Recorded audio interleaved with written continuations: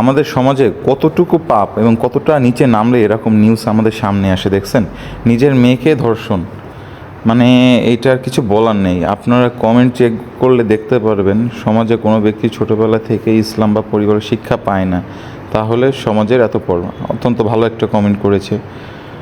কোরআনে শরীফের আইন অনুযায়ী শাস্তি দিতে হবে। আসলে মুখে অনেক কথা বললেও আমরা কাজে এগুলো কখনোই করি না। অনেকে বলছে লোকটা হিন্দু, সবাই জানে না। তারপরও বড় কথা হলো নিজের আপন মেয়ে, এটা কেমনে সম্ভব, কিভাবে কি করে। একটা আপু লিখছে মেয়ে হয়ে জন্ম নেওয়াটাই বোধহয় হয় পাপ। তা সে কতটা কষ্ট পেলে এরকম একটা কমেন্ট করে। আসলে মেয়েরা আমরা মানে এতটা আনসিকিউর হয়ে গেছি যে রাস্তায় বাইরে বেরোনো, একা বেরোনো মানেই মানে যে কোনো মুহূর্তে যে কোনো সময় একটা দুর্ঘটনা ঘটতে পারে।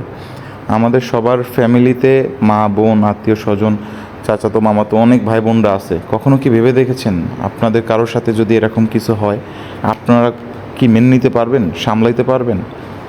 আবার একটা নিউজ দেখছেন যে মেয়ের ধর্ষণের কথা শুনে তার বাবা হার্ট অ্যাটাক করে মারা গেছে। তো একটা মানুষ কতটা কষ্ট পেলে এরকম হয়। মানুষ একজন লিখছে ভাই দেখেন বাংলাদেশ আওয়ামী লীগ ইতিহাসে রক্ত গড়ায়। আসলে আওয়ামী লীগ বিএনপি জামাত কোনো কথা নাই, সবাই মিলে আমরা মানুষ, একটি সমাজ।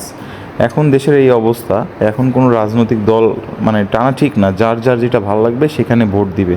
কিন্তু এইভাবে এই যে জিনিসটা চলতেছে এটা আসলে কোনো দলেরই কাম্য নয়।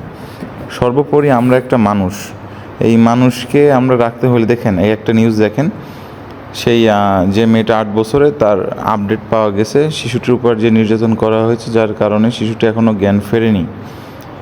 শুভকামনা করছি। পরবর্তীতে জানা গেছে জ্ঞান ফিরছে। সবার জন্য আমরা বসে নাই, মৃত্যুদণ্ড হয় না কেন।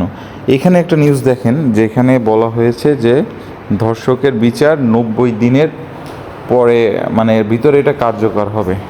এই একটা ভিডিও দেখেন, চোরের মোবাইলে ধর্ষণের ভিডিও।